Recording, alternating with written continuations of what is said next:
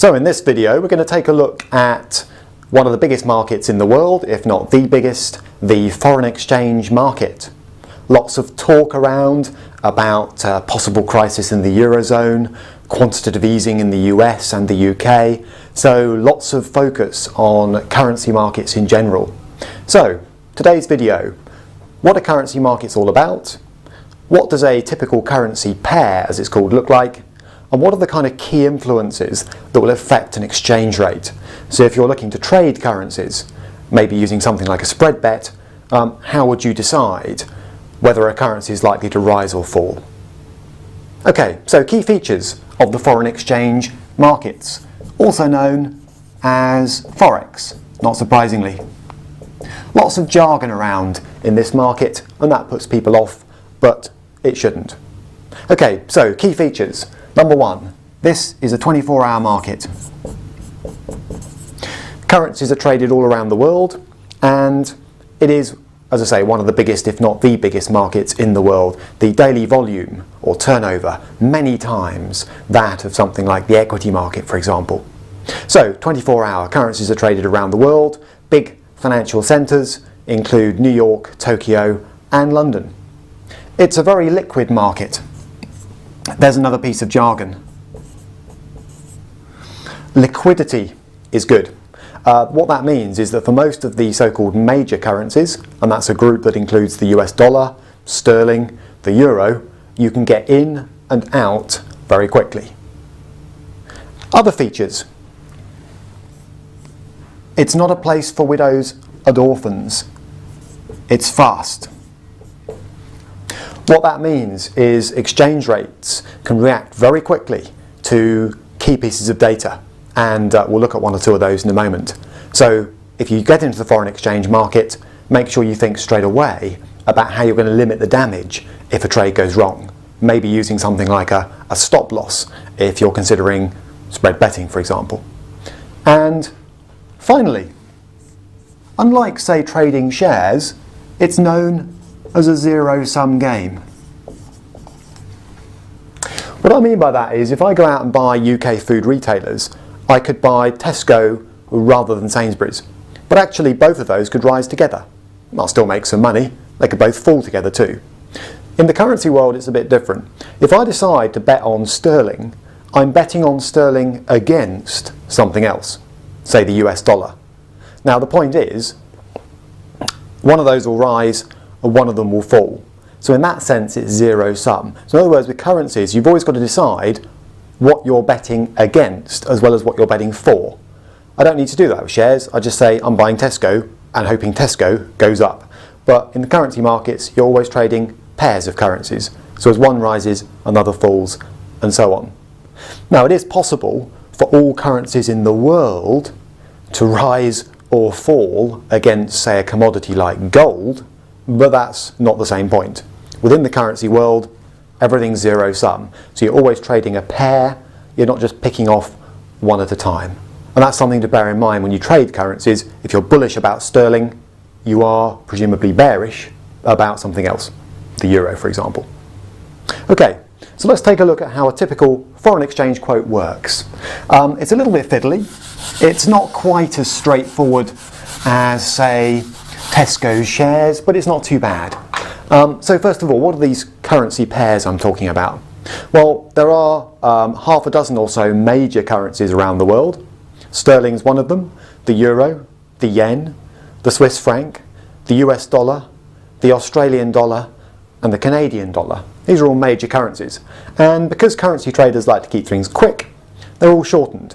So when you're spread betting, for example, you'll often see sterling described as GBP, and you'll see US dollars described as USD. So all currencies have these little three-letter acronyms. Euro, not surprisingly, EUR, and so on. So make sure that you're aware of what the major currency pairs look like shortened, because otherwise you'll look at that and think, well, I've no idea what that means. What this means is I'm thinking about betting on sterling against the US dollar. Then you get a rate. Now, the currency on the left is the one there is one of. So what I mean by that is a typical rate will come with two prices. Just like when you buy your holiday money.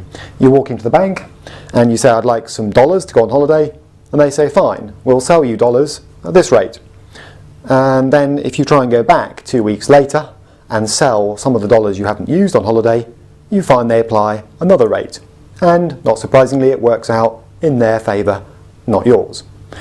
Currency markets, not surprisingly, use the same principle across the board.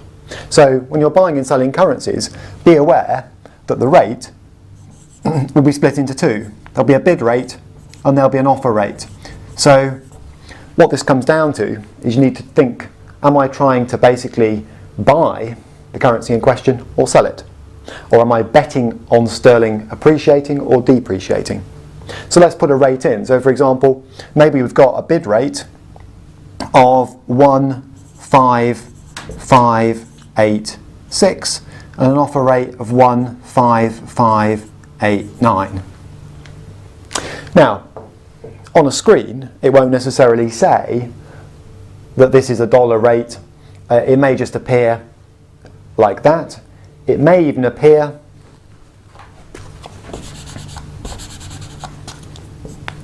like that. But everybody knows that this is a currency quote. Once you know that you're dealing with this pair, you know that these are dollar amounts.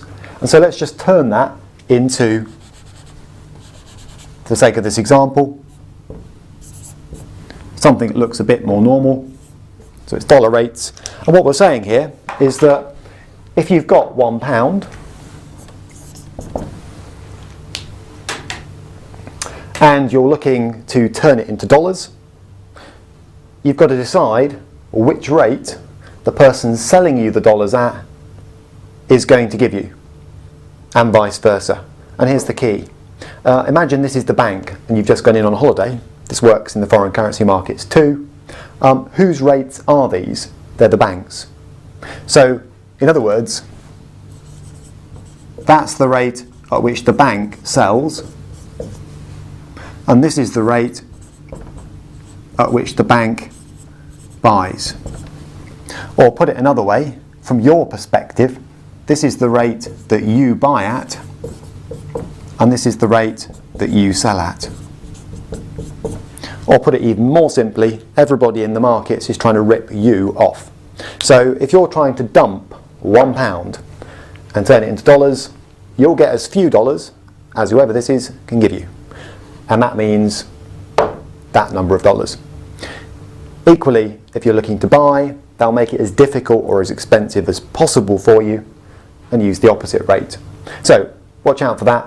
Currencies feature bid-offer spreads, and when you buy or sell a currency, that is turn sterling into dollars or vice versa, you're always going to suffer whatever that spread is.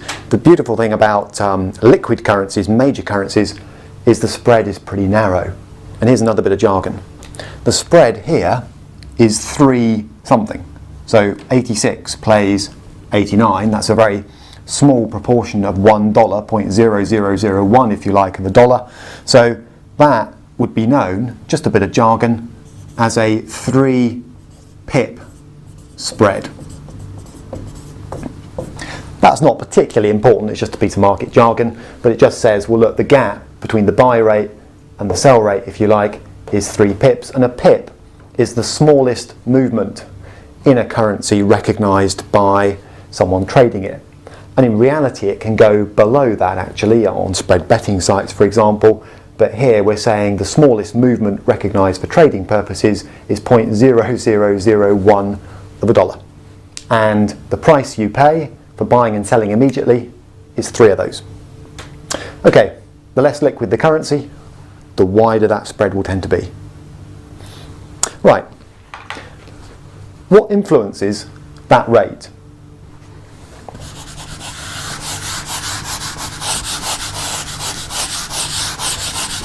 It's all very well saying, well, I now know roughly what it means to buy and sell US dollars using sterling, for example, but why would I? If I was looking to trade, what influences the price of a currency or the exchange rate? And the answer is there are many factors.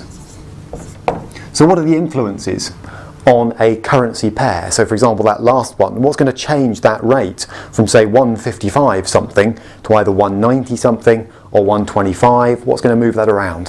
What's going to make sterling strengthen, rise, or the dollar weaken, fall, or vice versa? Now, the answer is complicated. You can write an economics degree on this stuff, but there are some key influences. We can break it down.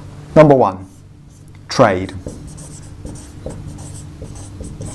Or you could even say trade balances. Okay, countries trade with each other and they build up trade surpluses or deficits. To cut to the chase on this one, if lots of people want to buy American stuff, they need dollars to pay for it. So demand for a country's goods and services will tend to drive demand for its currency as well. And that tends to suggest that a successful economy will have a strong currency. And that's broadly speaking true. So that's one influence. Number two, interest rates.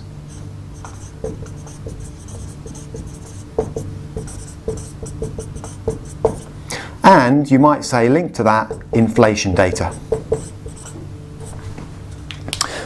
Basically, the price of a currency is dictated heavily by what you can earn if you own it. So, if US interest